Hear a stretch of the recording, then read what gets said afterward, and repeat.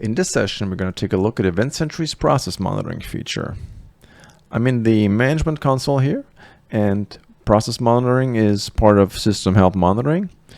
And EventSentry, as usual, does ship with a default process monitoring configuration, and we're going to take a look at that now. If we expand our system health packages, we can look for process monitoring. This is a global package automatically enabled for all computers. And here we have our process monitoring object. And process monitoring really does a couple of things. The base of the feature is simply monitoring and showing you all processes that are running on a system, including processes that are listening for incoming network connections. So it's very useful to see, okay, which processes on your network, servers and workstations are listening for incoming network connections. The other part of the feature is monitoring and making sure that specific processes that are critical in your environment are actually running.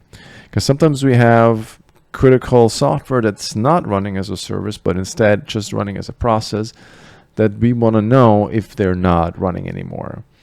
And that's something you can do with EventSentry. You can essentially say, here's process, abc.exe. It has the following command line arguments, and I need at least 2 instances of that process running. So for now, we're going to take a look at the base functionality of this feature, which is showing processes that are running on a system. And a nice little add-on to that is the ability to detect changes. For example, when a new process is starting to be active and starts to listen for incoming network connections. So if a user installs, let's say, some software, maybe malware, that's suddenly listening for incoming network connections, then EventSentry can detect and log that to the event log as an alert. But let's take a look at this dialog here. So the first part, we're going to look at that later, is where you define the processes that should be running. Down here we have 3 options for the network status that I was talking about. So if we disable this, then of course then we don't have anything running here. We won't be reporting any features to the database. But if we switch this to enabled, we can see all processes that are listening for incoming connections, and only processes that are listening for incoming connections. And if we want more information, then we can actually collect information from any process that has any sort of network connection open on the system. So this is a default. We're going to leave that. I'm going to enable detect changes here. And then, of course, we have the interval, by default 1 minute. So every minute, EventSentry will refresh that information in the database. So I did make a change. So I'm going to have to save and deploy the configuration. So I'm going to do that now. And we can find that information under features, and processes actually have their own section. And there's 2 things here, which is running and netstat. So take a look here. It goes to the detailed view by default. We're going to go to the summary here. We're going to select our EventSentry server again. And here we can then go in and go into the detailed view. And let's just do 100 lines. We can take a look here at all the running processes. There's actually more than 100. So you see a lot of system processes here. You can see the entire command line of these processes. We can scroll a little bit to the right. We can see the checksum of the process. So again, if we click that, we're going to go to virus total, where we can verify that this process is safe. So that's the one thing that we can see here, right? So just the list of running processes. And that information is also conveniently available on our host page. So if we go here, and we'll select our EventSentry server here and click on processes, you can also see processes here. So now let's go to netstat. So that's a similar feature, except that this time we're seeing processes that are running and they're listening for incoming network connections. You can see that the overview here is already a little bit different. So here we have listening. So these are processes that have an open TCP port listening for incoming connections. Here we can see all the ports.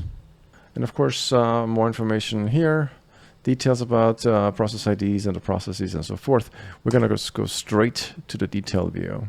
And so this is similar to what we saw before, except now we have a little bit more information here. We have the computer type.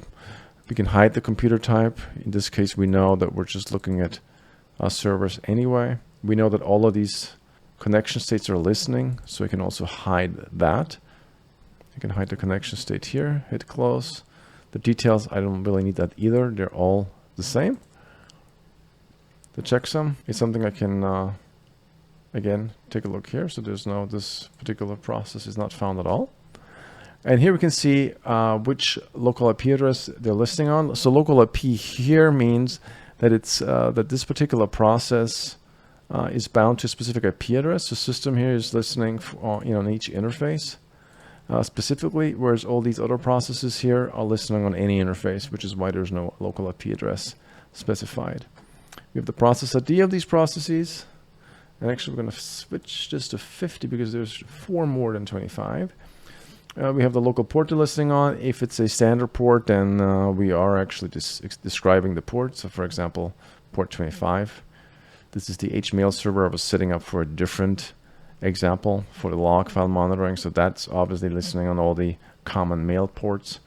And we can see all that here. And the really nice thing about it is we can start filtering things here based on port, for example. So if we want to say, so now we have it filtered down to computer EventSentry, I'm going to remove that.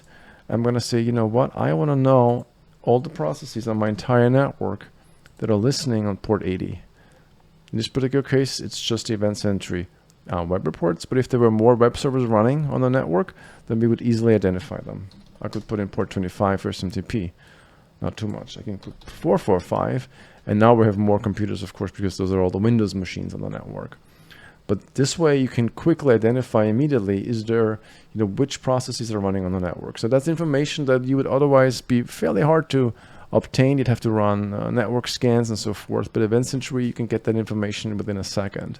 You want to know how many computers are listening on port 80 or any port, you just put it in here and you have the output and you know immediately which one it is. And how does that work when there is a change? Well, let's take a look. I'm going to open up services. I'm going to look for this HMail server that should be running somewhere here. Here it is. I'm going to stop that now. And within 60 seconds, all these ports that it was listening on. So let's go back to our computer EventSentry. So we still have the HMail server listed here. And it's listening on 4 different ports. I'm going to refresh this. And very soon that should go away.